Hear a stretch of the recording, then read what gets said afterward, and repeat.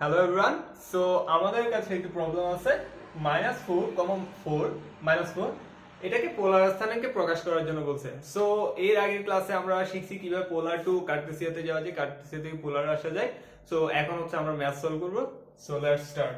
So এখানে দেখো আমাদের বলছে পোলার স্থানাঙ্ক প্রকাশ করো। পোলার স্থানাঙ্কের হচ্ছে যে তোমার হচ্ছে যে প্রকাশ করা মানে হচ্ছে x এবং y এর মান, x এবং y এর মান দেয়া আছে, আমাদেরকে বের করতে হবে r এবং থিটার মান।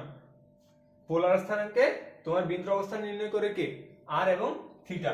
তাহলে এখন আমরা r ইকুয়ালস টু কি জানি বলো তো? তাহলে বের করতে হবে কিন্তু r এবং থিটা। সো এটা হচ্ছে x, এটা হচ্ছে y। So r equals to আমরা কি জানি বলো তো? r ইকুয়ালস টু আমরা জানি x square plus y square. তাহলে বলো এখানে x মানে হচ্ছে কি -4 কে স্কয়ার করলে কত? 16 প্লাস হচ্ছে যে এই 4 কে স্কয়ার করলে হয় 16, তাহলে হচ্ছে √32 মানে হচ্ছে √16 ইনটু 2, √16 মানে হচ্ছে যে 4√2। সো এটা আমাদের r চলে আসলো। তারপর হচ্ছে আমাদের বের করতে হবে কি? থিটা। তাহলে থিটা আমরা কিভাবে বের করব বলো তো? Theta equals to tan inverse কি y বাই x। এইভাবে না? এটা না? এটা সূত্র না? হ্যাঁ, না এটা সূত্র না। কারণ কি? এটা আমাদের দেয়া আছে কি?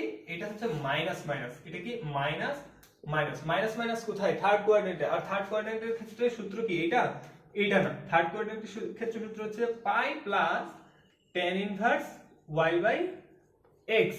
এইটা হচ্ছে থার্ড কোয়াড্রেন্টের সূত্র। সো থার্ড কোয়াড্রেন্টের আমরা মান বসাই দেই pi plus tan inverse -4 divided by -4। তাহলে pi plus tan inverse 1। tan inverse 1 এর মান কি বলো? tan ইনভার্স 1 এর মান হচ্ছে যে 45, মানে পাই বাই 4। পাই বাই 4 মানে কি 5 পাই বাই 4।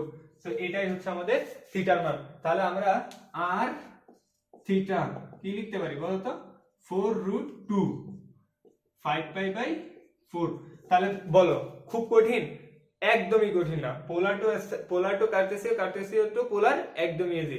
আশা করি সবাই পারবা। ধন্যবাদ।